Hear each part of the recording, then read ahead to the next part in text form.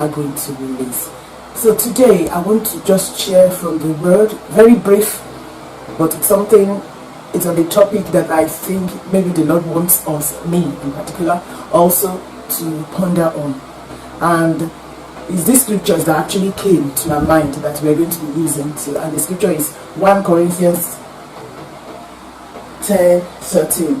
The book of 1 Corinthians 10:13, and it reads, and I'm reading from the English Standard Version, and it reads, it says, "No temptation has overtaken you that is not common to man. God is faithful, and He will not let you be tempted beyond your ability.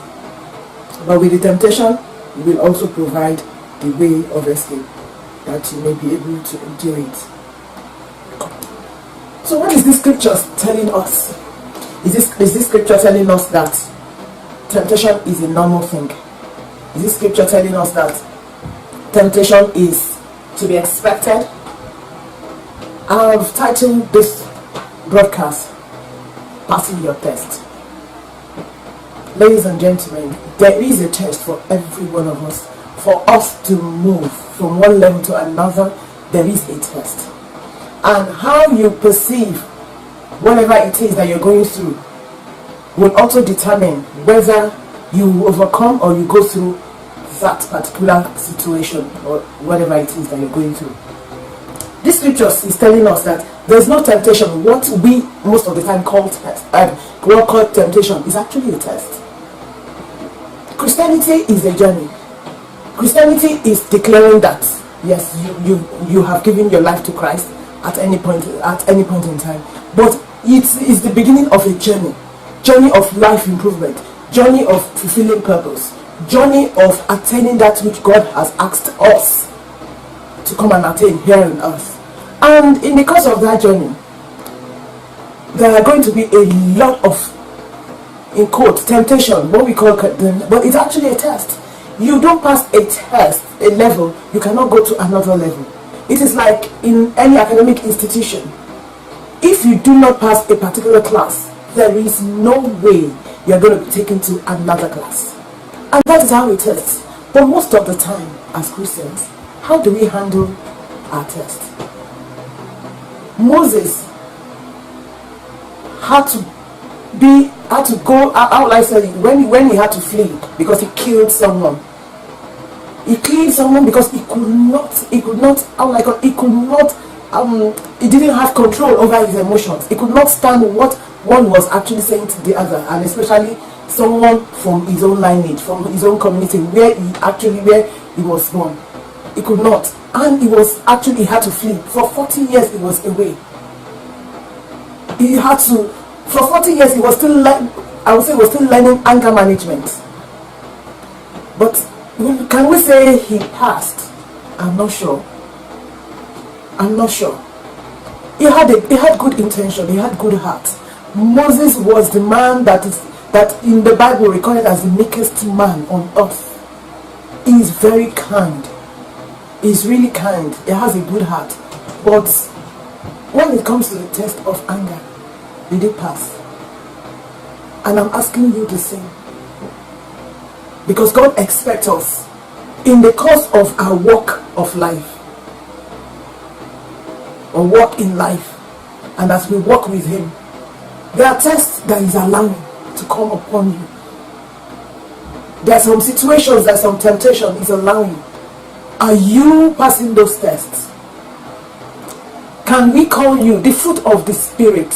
Those are the things that He expects us to exhibit as Christians. Those are supposed to be our character traits.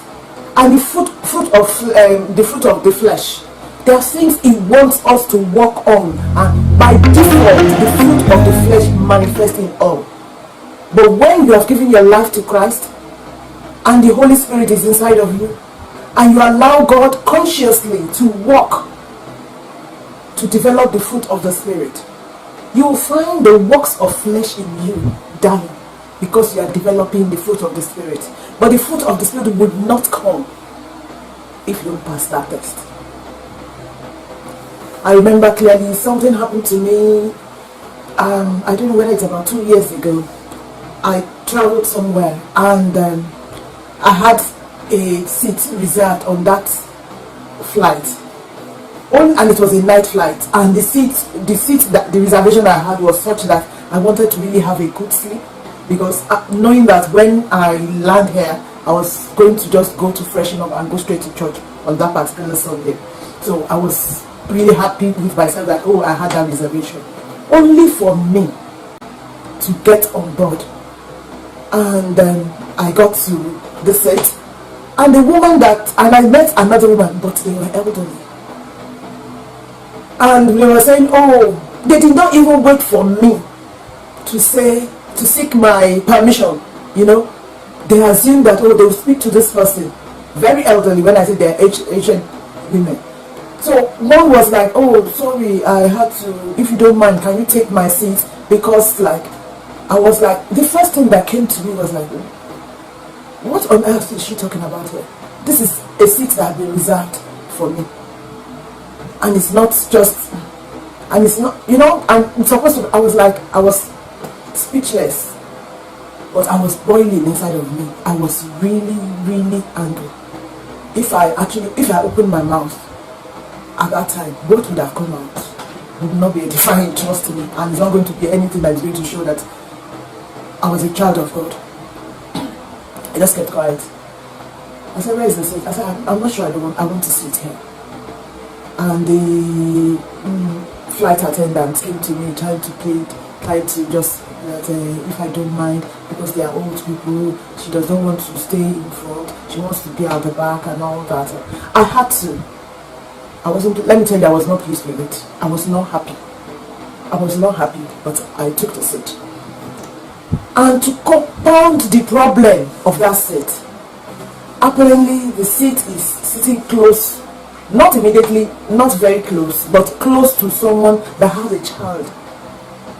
The truth is, I did not sleep well at all, because the baby was restless. The baby could not sleep, so the baby was crying most of the time. And I know that I can't sleep with noise anyway. So it wasn't an enjoyable flight, I would say. And I was grumpy, I will tell you, I was grumpy. But by the time we got off, when we got off at Israel, and we were all picking up our luggages, I found those two elderly women. They now walked up to me. Even when I gave up that seat, you know, they didn't even say thank you. Which I was like, what is wrong with this? But I know I was having a check in my spirit not to say anything. When we were trying to pick up our luggages, both of them now walked up to me and they now said, oh, we just want to come to say thank you for what you did. We just want to say thank you, but we realized that, oh, we have not been appreciative of you giving up your seat and having to go and sit somewhere that you didn't plan to sit and all that. So, no, I just said, okay, because to be honest, I wasn't happy with that decision that I eventually made, and by the time they moved away, the Holy Spirit just told me, yes, this patience test passed.